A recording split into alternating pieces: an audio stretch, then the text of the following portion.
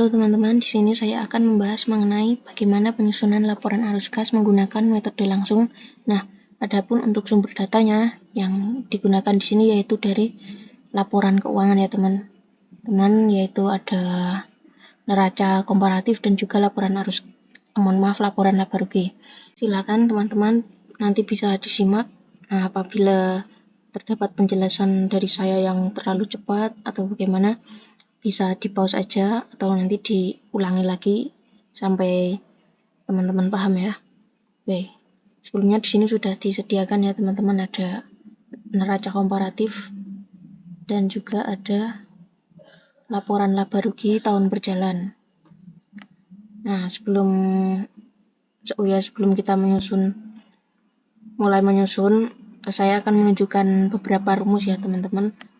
Rumus ini, nah ini untuk membantu kita mengklasifikasikan transaksi-transaksi yang nantinya masuk ke dalam aktivitas operasi ya, hanya untuk aktivitas operasi saja ya teman-teman.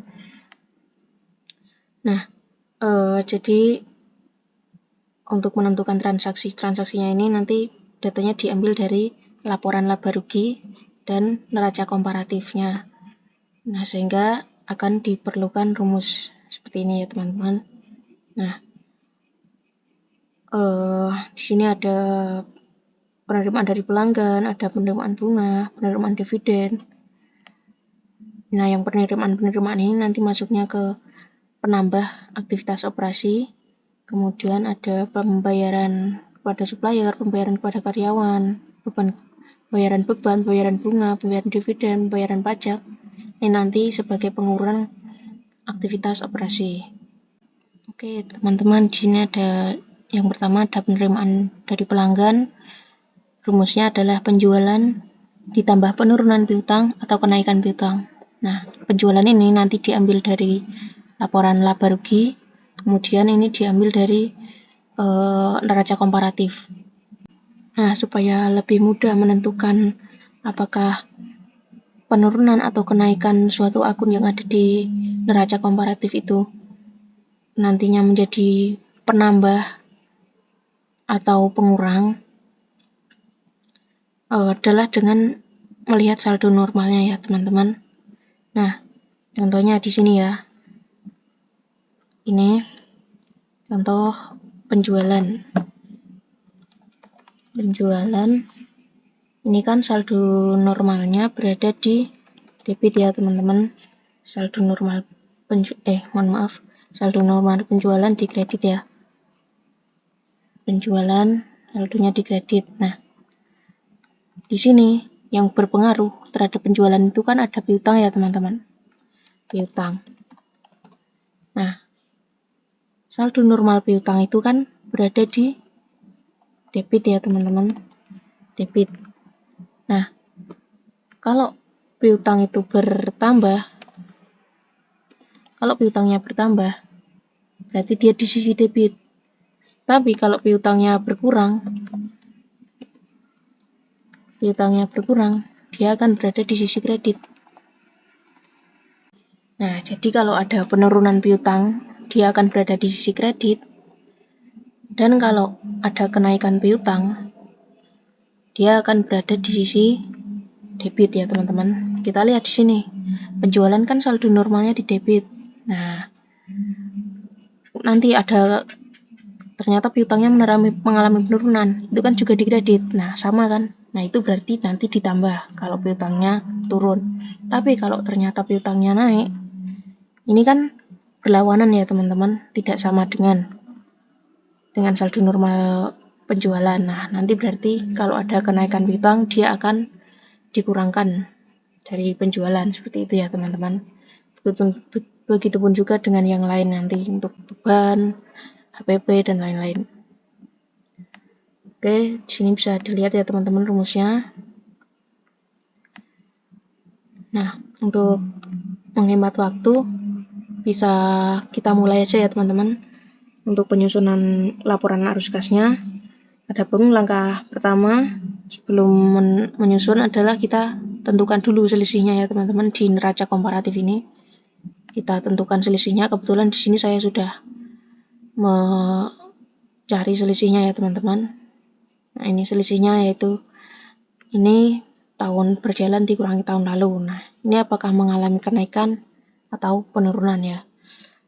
Contoh di sini ada piutang pada tahun lalu sebesar 36.000 dan tahun berjalan adalah 42.000, berarti dia mengalami kenaikan sebesar 6.000. Begitupun juga untuk persediaan barang, sewa, dan asuransi. Di sini juga ada peralatan, dia mengalami peningkatan. Berarti perusahaan ini membeli peralatan ya teman-teman, sehingga peralatannya meningkat dari tahun lalu sampai tahun berjalan. Utang jangka pendeknya juga meningkat, begitupun juga dengan utang jangka panjangnya. Oke, setelah kita selesai mencari selisihnya, langkah selanjutnya mengklasifikasikan dulu. Ini nanti masuk ke aktivitas mana ya teman-teman, biar lebih mudah. Oke, coba kita klasifikasikan. Untuk yang pertama piutang, tentu nanti ini berkaitan dengan penjualan ya teman-teman, dia akan masuk ke kegiatan operasi. Persediaan barang dagang pun masuk ke dalam kegiatan operasi. Kemudian untuk sewa dibayar di muka juga kegiatan operasi. Asuransi juga kegiatan operasi. Selanjutnya ada peralatan ya teman-teman. Nah, ini termasuk aktiva tetap. Nah, kegiatan yang berkaitan dengan aktiva tetap, misalnya pembelian, penjualan aktiva tetap, itu nanti akan masuk ke aktivitas investasi ya teman-teman. Investasi. Oke. Sini akumulasi penyusutan tidak perlu karena ini sebenarnya sudah masih termasuk ke dalam peralatan ya teman-teman. Selanjutnya di sini ada utang dagang. Nah, kalau utang jangka pendek itu masuknya masih ke kegiatan operasional ya teman-teman, masuk ke kegiatan operasi. Nah, selanjutnya ada utang jangka panjang ya teman-teman. Kalau utang jangka pendek nanti tadi masuknya di aktivitas operasi, sementara kalau utang jangka panjang itu akan masuk ke aktivitas pendanaan ya teman-teman. Misal di sini kita ada utang bank naik sebesar 39.000. Nah, berarti kita menerima utang dari bank ya teman-teman. Nah, itu penerimaan utang dari bank. Penerimaan utang jangka panjang itu masuk ke kegiatan pendanaan. Kemudian nanti misal ada penerbitan saham seperti itu juga termasuk aktivitas pendanaan. Nah, di sini modal saham tidak berubah, jadi tidak ada penerbitan saham seperti itu. Kemudian laba ditahan ini tidak termasuk karena ini merupakan laba tahun berjalan ya teman-teman. Nah, kita masuk ke penjualan, di laporan laba ruginya, kita masuk ke laporan laba ruginya. Tentu saja kalau laporan laba rugi itu semua masuk ke aktivitas operasi ya teman-teman. Nah, kita masukkan di sini operasi. APB juga nanti masuk ke operasi. Nah, di sini ada beban operasionalnya, ada beban penjualan dan umum ya teman-teman. Kita masuk ke aktivitas operasi. Nah, di sini ada beban penyusutan teman-teman. Beban penyusutan, beban amortisasi, beban kerugian piutang itu kan tidak terpengaruh pada kas ya, tidak mempengaruhi kas maksud saya. Nah, itu nanti beban-beban yang tidak mempengaruhi kas itu tidak perlu dimasukkan ke laporan arus kas ya teman-teman. Jadi ini tidak perlu dimasukkan. Nah, di sini ada beban bunga nanti masuk. Di sini juga ada pembayaran pajaknya teman-teman. Nah, oke. Selanjutnya setelah kita mengklasifikasikan semua, langsung saja kita masukkan transaksi-transaksi tersebut ke dalam laporan arus kasnya ya teman-teman. Kita mulai dengan kegiatan operasional terlebih dahulu. Nah, ini aktivitas operasionalnya kita lihat dari mana? Dari laporan laba rugi terlebih dahulu ya teman-teman. Nah, di sini yang pertama adalah penjualan. Nah, kalau penjualan itu kan pendapatan ya teman-teman, berarti kita menerima uang ya. Nah, berarti ini penjualan dia akan menjadi penambah dalam aktivitas operasional. Langsung saja kita masukkan di sini. Oh ya, kalau penjualan kan nanti kaitannya dengan pelanggan ya. Ada pelanggan beli ke kita. Nah, berarti itu namanya kas diterima dari pelanggan. Nah, kita lihat di sini rumusnya. Penjualan kaitannya dengan penurunan atau kenaikan piutang.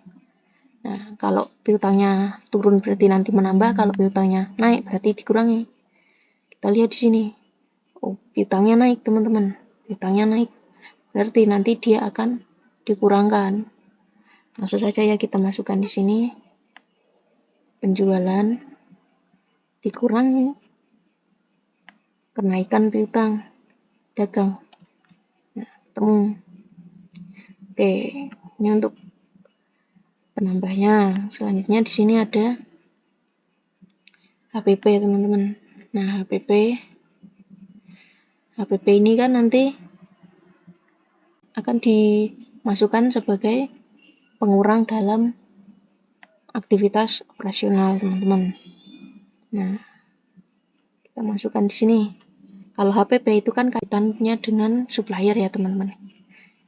Itu kita beli persediaan kan dari supplier ya, pembelian seperti itu. Nah, berarti nanti masuknya ke kas dibayarkan pada supplier. Oke, kita lihat di sini ya.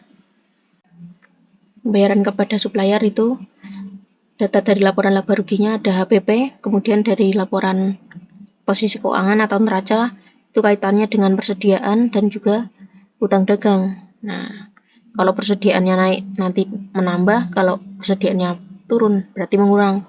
Kemudian kalau ada kenaikan utang dagang nanti mengurangi, kalau ada penurunan utang dagang dia akan menambah. Oke, kita cek saja di sini. Ada persediaan barang dagang. Nah, di sini dia kan mengalami kenaikan ya, teman-teman. Nah, saldo normal HPP kan di debit ya. Persediaan kan juga di debit. Kalau persediaan naik, itu kan dia akan berada di posisi debit. Sama kan sama saldo normal HPP. Nah, berarti ini nanti akan menambah ya, teman-teman. Kemudian kita lihat untuk utangnya. Nah, utang dagang. Utang dagang naik, teman-teman. Nah, saldo normal utang dagang berada di sisi kredit. Kalau utang dagangnya naik, berarti dia juga di sisi kredit. Nah, sisi kredit berlawanan dengan saldo normal HPP, berarti nanti dia akan mengurangi. Oke, langsung kita masukkan saja. Sini dari mana? Dari nilai HPP ditambah kenaikan persediaan barang dagang dikurangi kenaikan utang dagang. Nah, oke, ini ya teman-teman, ini merupakan kas yang dibayarkan kepada supplier. Oke, selanjutnya kita ada pembayaran beban, teman-teman. Sini pembayaran beban operasional. Nah, rumusnya bagaimana? Oh ya, kita tulis dulu sini. Kas dibayarkan untuk beban operasional. Kita lihat rumusnya.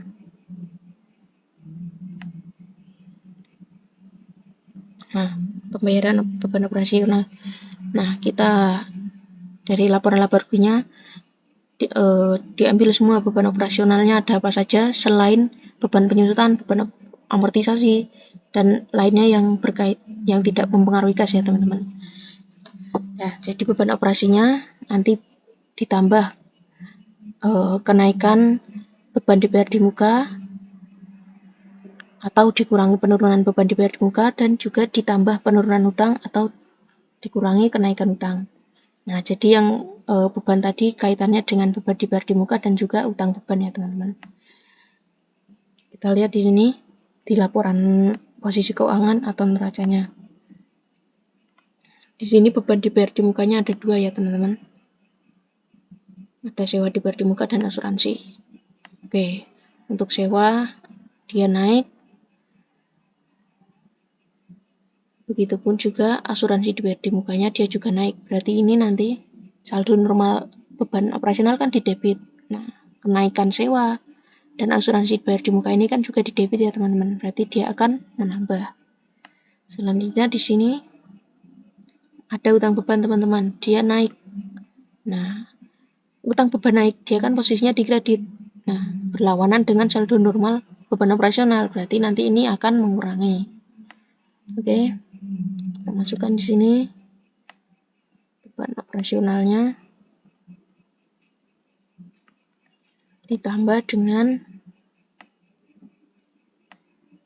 dengan kenaikan sewa dibayar di muka dan asuransi dibayar di muka, lalu dikurangi kenaikan utang beban. Nah, ini yang dibayarkan, kas yang dibayar untuk beban operasi.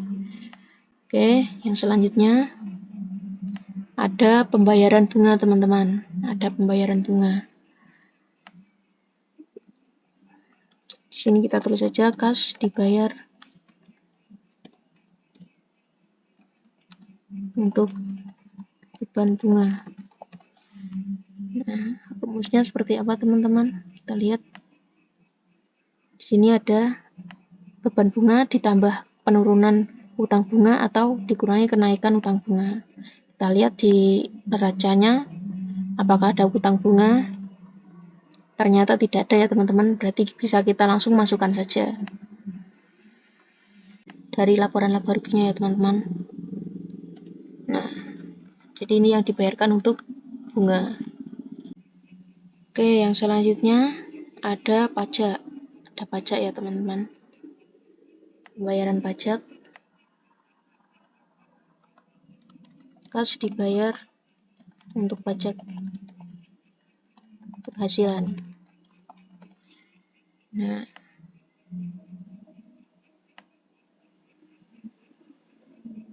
untuk pajak penghasilan yaitu PPh ditambah penurunan utang PPh atau dikurangi kenaikan utang PPh. Kita lihat apakah ada utang pajak atau utang PPh di sini. Ternyata tidak ada ya teman-teman. Berarti bisa langsung kita masukkan nominalnya dari laporan laba rugi. Langsung kita masukkan. Oke. Nah, lalu kita total. Karena yang penambahan kan tidak cuma ada satu toh ya, jadi tidak perlu kita totalkan. Cukup yang pengurang saja kita totalkan di sini.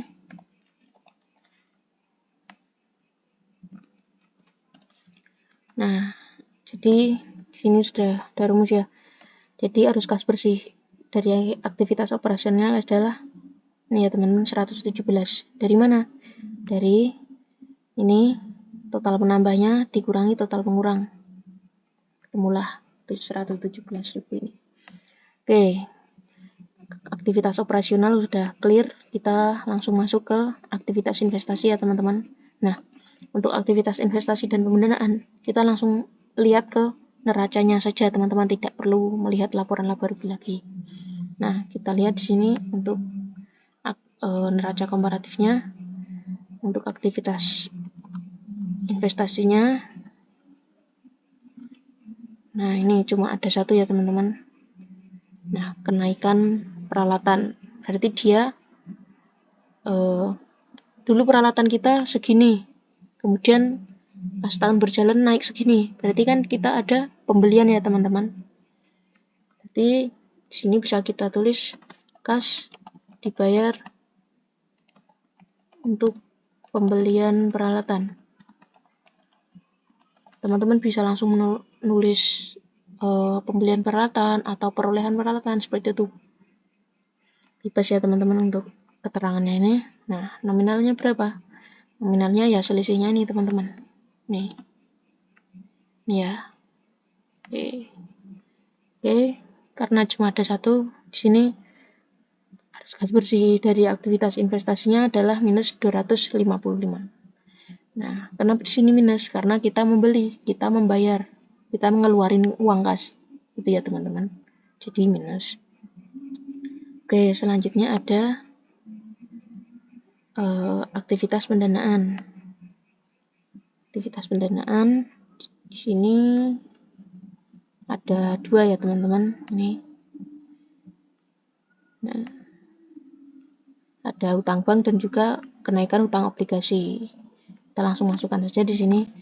Kas diterima dari utang bank sebesar ini 39 dan juga ada kas diterima dari utang obligasi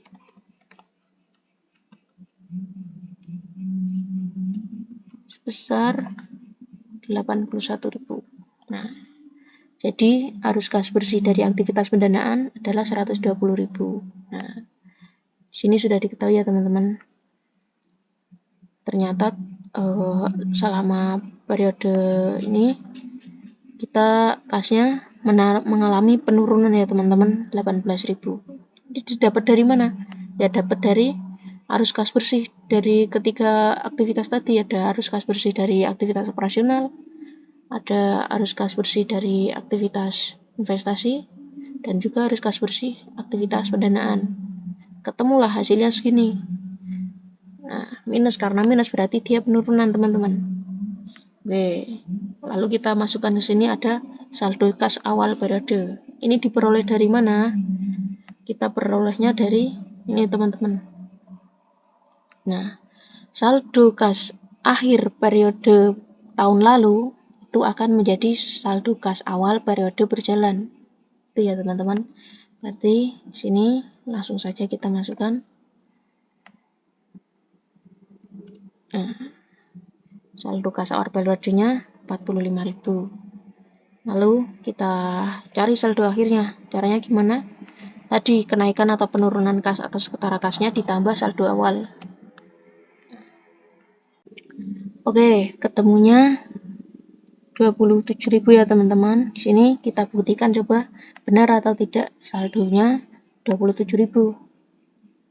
Ini ya. Ternyata sudah benar ya teman-teman saldonya. Oke. Nah, mungkin itu saja yang dapat saya sampaikan mengenai penyusunan laporan arus kas menggunakan metode langsung. Saya mohon maaf apabila dalam penyampaian tadi penjelasannya terlalu cepat atau bagaimana, dan kalau ada suara-suara bising, saya mohon maaf ya teman-teman, dan saya ucapkan terima kasih banyak kepada teman-teman yang sudah menyimak video ini dengan baik. Semoga video ini dapat bermanfaat untuk teman-teman, dan selamat belajar, selamat berlatih. See you.